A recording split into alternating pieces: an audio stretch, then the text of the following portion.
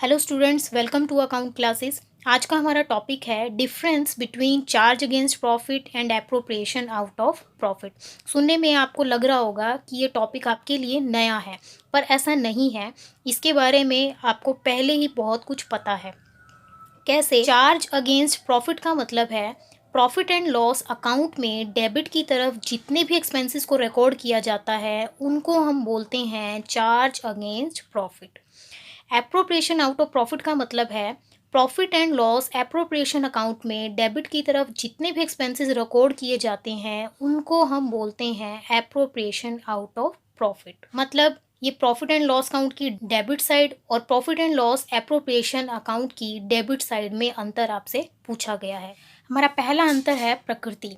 तो charge against profit profits को कम कर देते हैं और एप्रोप्रिएशन आउट ऑफ प्रॉफिट हमारे प्रॉफिट्स को कम नहीं करते हैं बल्कि लाभों का बंटवारा करते हैं।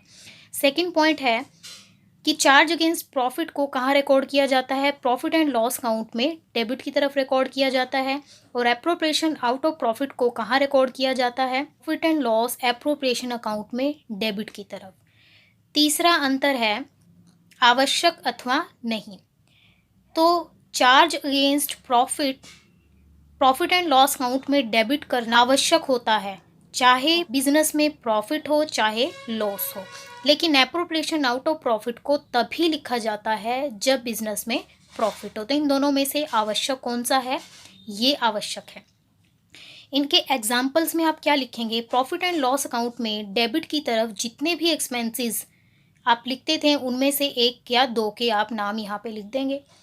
और एप्रोप्रिएशन आउट ऑफ प्रॉफिट का एग्जांपल आप क्या लिखेंगे? Profit and loss appropriation account में डेबिट की तरफ आप जो भी एक्सपेंसेस रिकॉर्ड करते थे उनमें से एक या दो के आप यहाँ पर नाम लिख सकते हैं। तो आई होप कि आपको charge against profit and appropriation out of profit में अंतर क्लियर हो गया होगा।